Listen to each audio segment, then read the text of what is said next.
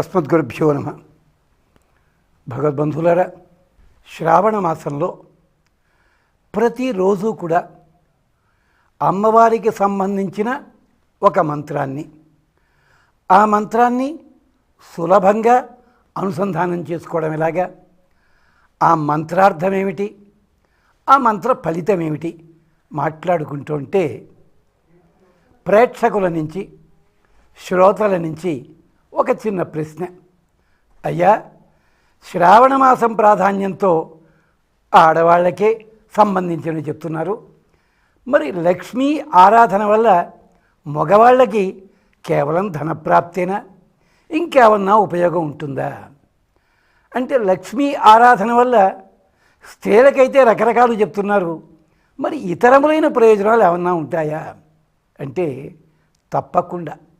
ఎందుకంటే మన దగ్గర ఉన్న మంత్రముల ప్రభావం ఏమిటి అంటే, వాటిలో ఉన్న బీజాక్షరములని అర్హత కలిగిన వాళ్ళు మాత్రమే దాన్ని అనుసంధానం చెయ్యాలి. అర్హత లేని వాళ్ళు అంటే లోతుకి వెళ్ళటం లేదు. ఎలాగంటారా, కొన్ని శాస్త్రాలు ఉంటాయి, ఆ శాస్త్రములు చాలా గొప్పవే, కానీ ప్రతి ఒక్కళ్ళు చదవడానికి వీలు లేదే. దానికో యోగ్యత కలిగించి వీరు మాత్రమే చెయ్యాలి.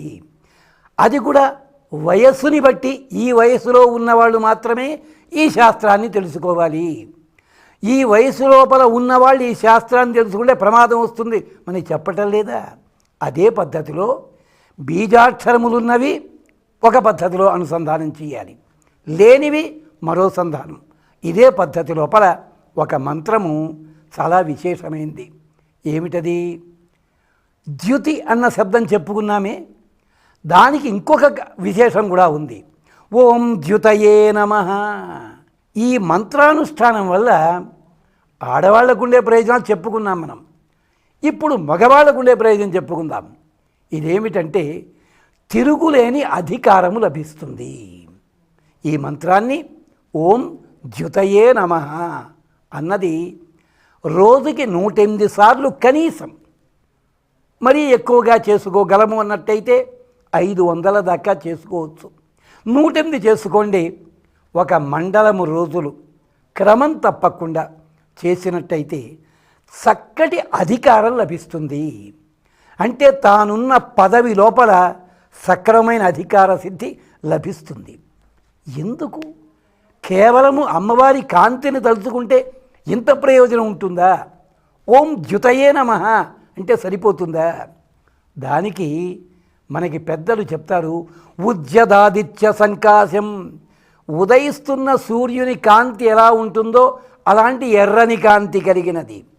బిల్వ కానన మధ్యగాం, బిల్వ వనములో ఉంటుంది అమ్మవారు.